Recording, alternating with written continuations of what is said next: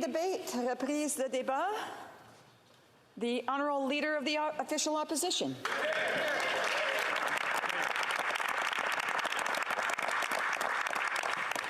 After 8 years of this Prime Minister, everything feels broken. After 8 years, we have half of Canadians cutting back on groceries and 20% of them skipping meals because the Prime Minister's carbon tax, with the help of the NDP, has made food prices unaffordable. After 8 years, Bloomberg says we have the 5th worst housing bubble on planet Earth as a nation, and Toronto, according to UBS, is the most overpriced housing market in the world.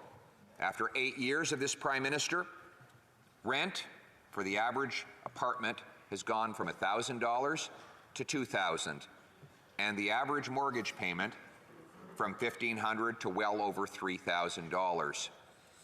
People's finances feel broken after 8 years. And also, what is broken? Our laws. Literally broken. Our violent crime laws have been broken 32% more than when this Prime Minister took office 8 years ago. There are major parts of our cities that have turned into crime zones after 8 years of this Prime Minister. We see this not just in the staggering anecdotes of people being hit in the face with ice picks on transit stations or doused in flammable liquids and lit aflame. We see it in the random attacks on strangers on the streets of Vancouver and Toronto.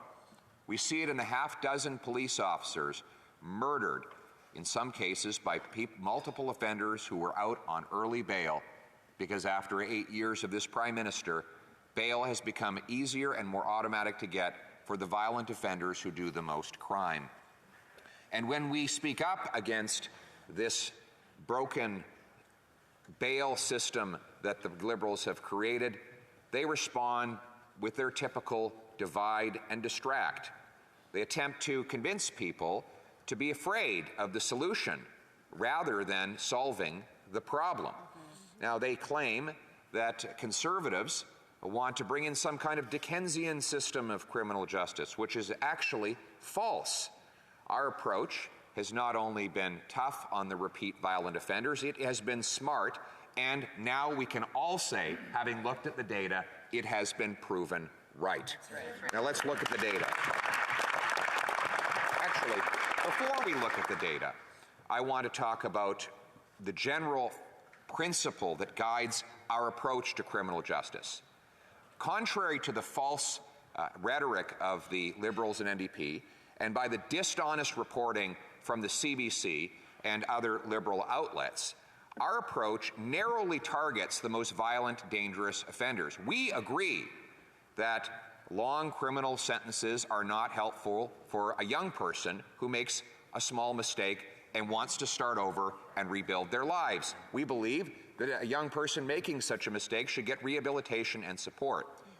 And also contrary to the false and dishonest reporting of the Liberal media, we do not believe that someone who is suffering from a drug addiction should go to prison. We believe they should go to treatment, something that is not happening today.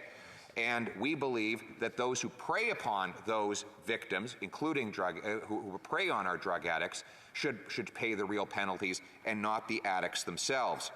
We finally believe that the government should, instead of flooding our communities with dangerous and lethal drugs, should put our resources into recovery and treatment, as the Alberta government has done with great success in bringing down the overdose deaths that have afflicted people right across this country.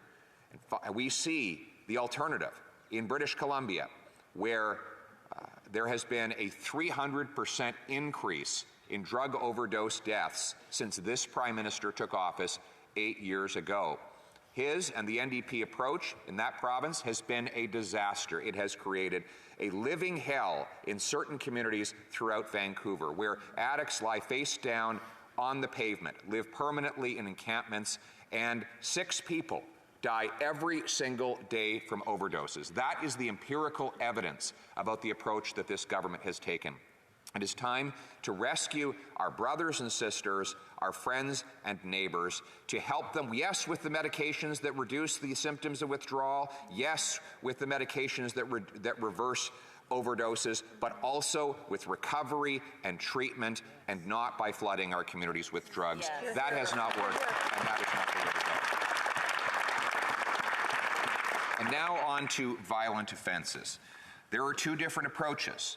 Conservatives believe that the most violent repeat offenders should serve longer sentences. This is the approach that we took when we were in government that led to both a reduction in crime and, interestingly, a reduction in incarceration numbers. Let's look at the data on the first point. When the Conservative government left office, there were 382,000 violent crimes. Obviously too many. That was in the year of 2015. But that has risen now, after 8 years of this Prime Minister, to over 500,000 violent crimes, an increase of 32%. Now, you might assume, listening to the rhetoric from the far-left media, that this is because everyone went to jail.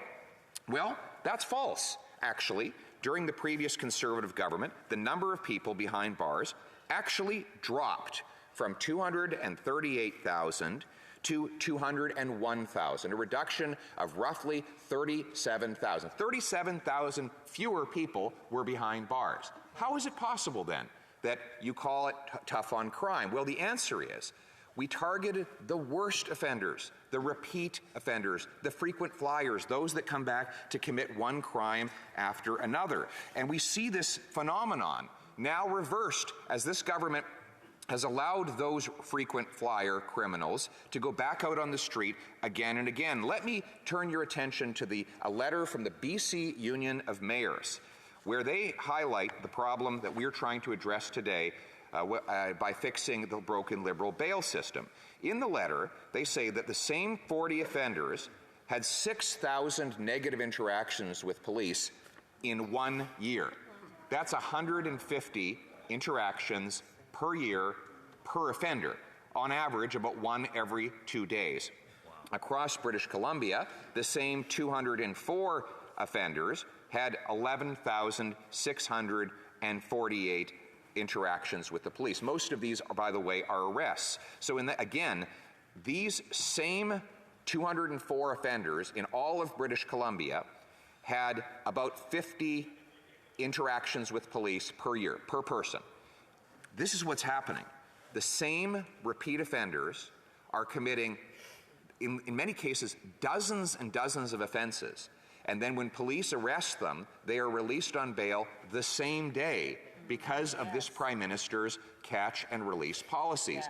They then go out and reoffend the same day, and police officers have to arrest them again. Ironically, this doesn't reduce the incarceration rate. What it does is it means the same people are incarcerated, but their incarceration is punctuated by short-term release, during which time they can go out and smash someone's face in, if we can be blunt about it, because that is what is happening with these random attacks. So what we as Conservatives propose is that those offenders who have a track record of multiple reoffenses, but then are charged again, should be kept behind bars to await trial until such time as they are either acquitted or they complete their sentences. Why? Because the evidence has shown that they are a danger to public safety. And that is why we want them behind bars. Not because we hate the offender, but because we love the victims and we want to protect them from future offenses.